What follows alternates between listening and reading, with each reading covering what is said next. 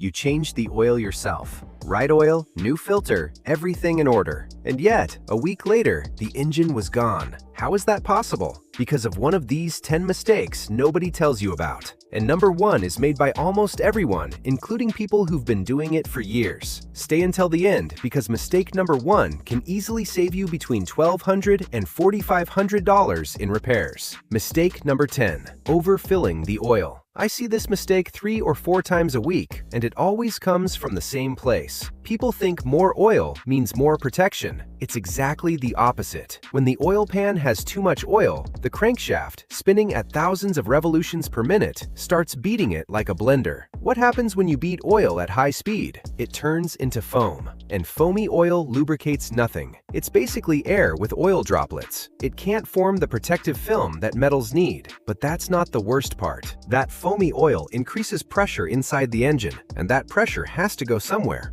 The crankshaft seals, the valve cover gasket, the timing cover, everything starts sweating oil, leaks everywhere.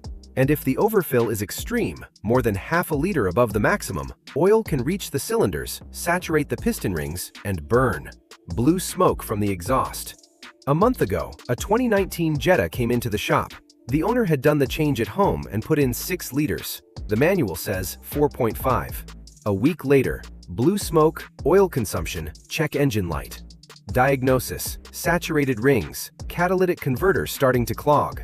Repair, over $1,500. For 1.5 liters too many.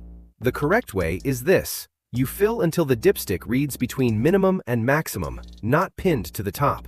Then, you idle for 60 seconds, shut it off, wait 1 minute, and check again. If it dropped a little, you add 100 milliliters at a time. Check after each increment until you reach the midpoint between minimum and maximum. That's where it's perfect.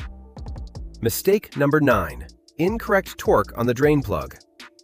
The drain plug is a part worth under $5 that people treat like it's indestructible, and every week I see the consequences.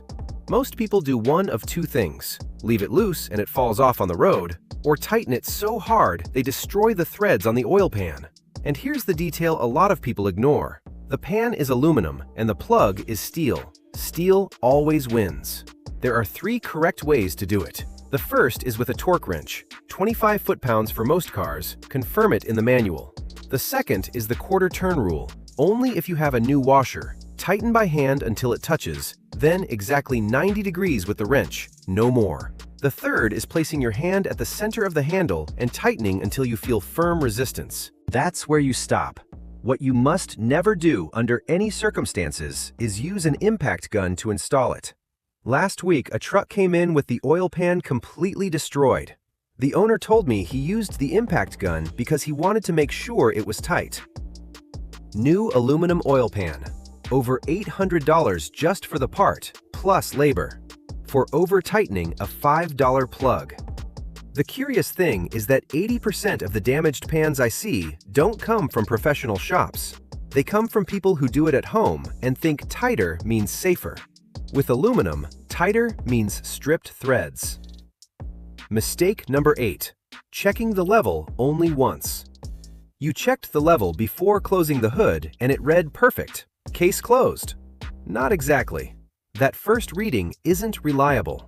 Part of the oil is still in the filter, part is in the galleries, part is still draining down from the top of the engine. The level you see at that moment is not the real level. The correct protocol is this. You fill, take a first reference reading, start the engine, and let it idle for a full 60 seconds. Verify that the oil light turns off in less than 5 seconds. Shut it off. Wait a full minute. Now pull the dipstick. Wipe it, insert it fully, and pull it out. That is the real reading. I've seen cars where the first reading showed full, and after the idle, it showed almost half a liter low. If someone starts up and drives off with that difference, they're operating with insufficient lubrication without knowing it. Last week, a Nissan Versa came in with a ticking noise on cold starts. The owner had checked the level only once, and it looked fine. When I checked it, it was a centimeter below the minimum. The hydraulic lifters already showed wear. We added oil and the noise disappeared, but the damage had already begun. 2 readings always, no exceptions. Mistake number 7, leaving without checking for leaks. You finish the change, everything looks good, close the hood, and start the engine. Seems logical, right? The problem is that leaks don't show up when the oil is cold and the engine is sitting still. When it heats up and pressure rises, that microscopic little gap you didn't see turns into a constant drip.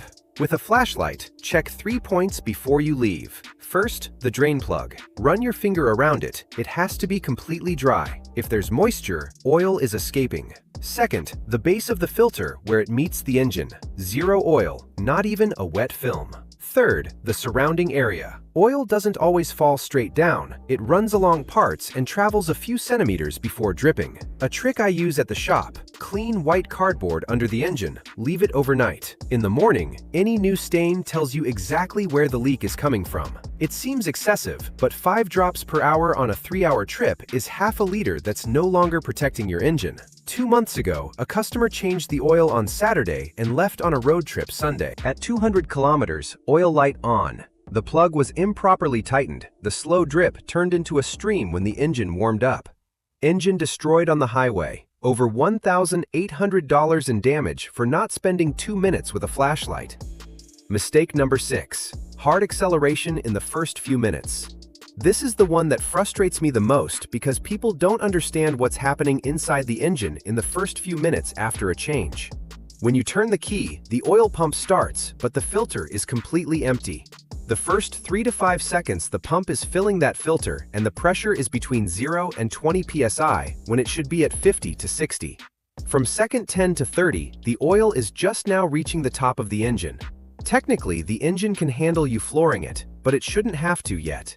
The protocol I give all my clients is simple. First 5 minutes. Ultra smooth driving, under 2000 RPM, accelerations as gradual as if you were carrying a full cup of coffee on the dashboard. From minute 5 to 10, you can already do normal city speeds, 60 to 80 kilometers per hour, no sudden changes, no hard braking. From minute 10 to 15, engine reaching normal temperature, you can already do highway and completely normal speeds, but keep avoiding full throttle acceleration. After 15 minutes, no restrictions. 2 months ago, a customer pulled his Civic out of a shop, saw open road, and floored it to feel the new oil. 3 blocks later, knock, knock, knock. Connecting rod bearing number 2 with metal-to-metal contact marks. The warranty was denied because the car's computer had recorded the extreme acceleration immediately after the service. Over $2,300 out of pocket for 15 seconds of excitement. Mistake number 5. Throwing out the old oil without looking at it. Every time you drain the oil, you have in your hands a complete and free medical report of your engine. Most people throw it away without even looking at it. That black liquid tells a story about what's happening inside. If you learn to read it, you can detect problems up to 6 months before they turn into catastrophic failures. 5 tests I do with every oil I drain. Test 1. Color and texture. Black and fluid like water is normal. The oil did its job. Black and thick like dark honey indicates the engine runs very hot or the intervals are too long. Grainy texture when rubbed between your fingers means metal particles. The engine is wearing. And if you see a milky brown color like chocolate milk, coolant is mixing with the oil. This points to a head gasket or damaged cooler. If you catch it in time, the repair runs $500 to $1,500. If you ignore it, it could be the whole engine. Test 2. The magnet, a neodymium magnet for under $3 at any hardware store. You submerge it in the drained oil, move it around for 30 seconds, and pull it out. Very fine metallic dust, almost invisible to the eye, is normal wear. Particles visible to the naked eye indicate accelerated wear. You need to shorten the change intervals. Shiny shavings or metal pieces mean a serious problem in development. Test 3. The smell. Sounds strange, but it works. Burnt oil smell is normal. Strong gasoline smell suggests leaking injectors or worn rings letting fuel through. Acidic smell like vinegar indicates poor combustion, typical of cars that only make very short trips. Sweet smell is almost always coolant in the oil. Test 4. The drop on paper. 1 drop of old oil on white paper. Let it expand for 5 minutes. The normal pattern has a dark center, a middle brown ring, and a lighter outer edge. If everything stays uniformly black without expanding, there's sludge forming inside the engine. If you see sparkles on the paper, there's metal circulating. Test 5. Cut the filter. With a simple hacksaw, you cut the old filter in half and unfold the paper element. Uniform black-brown dirt is normal. Subtle metallic shine is an early warning. Shavings or pieces of material is an emergency. 4 months ago, a Sentra came in for its routine changes every 5,000 kilometers without fail. I inspected the old oil and saw a subtle metallic shine. I did the magnet test and there were more particles than normal. I told him he needed a full diagnosis. He told me the engine sounded perfectly fine. I insisted. We did an endoscopy. Connecting rod bearing number 3 showed early signs of wear. Preventive repair, $700. If he had waited until it started making noise, complete engine, minimum $3,200. The oil warned me 4 months in advance. If this is being useful to you, subscribe and hit the bell because we upload this type of content regularly. And if you want to learn mechanics from scratch or expand what you already know, we have a complete program for drivers. The link is in the description. Let's continue with the 4 mistakes that are left because those are the ones that cost people the most money. Mistake number 4. Disposing of used oil the wrong way. 1 gallon of used oil can contaminate up to 1 million gallons of drinking water. And in many countries, the fines for dumping it in the yard or down the drain can exceed $1,000 depending on the damage.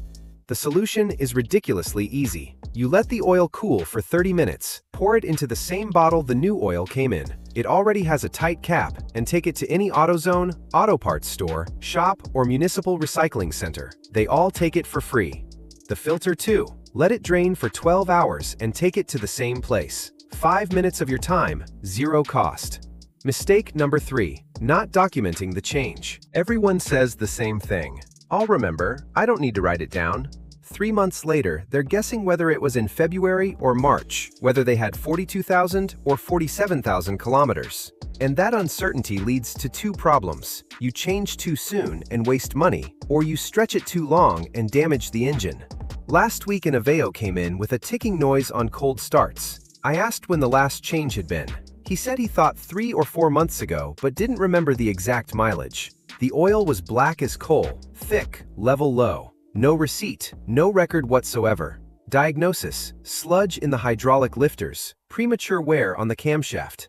Deep engine cleaning, $500. If he had come in 1,000 kilometers later, complete camshaft, over $1,800. Just for not writing anything down. 3 systems I recommend to my clients, and any of them works. The first is an app, CarMinder, Drivo, any of them. You log date, mileage, oil type, filter, and cost. The app sends you an alert 500 kilometers before the next change. The second is a physical sticker on the driver's door frame. Date, current mileage, next change. 30 seconds of your time. The third is 3 photos with your phone. The odometer, the old oil in a clear container, and the new filter installed. They save automatically with date and time. They cost nothing. And one detail nobody mentions, when you sell your car, a documented history can increase its resale value by $600 to $1,200. The buyer can see exactly how it was cared for. 10 minutes of documentation at each change turns into real money the day you sell.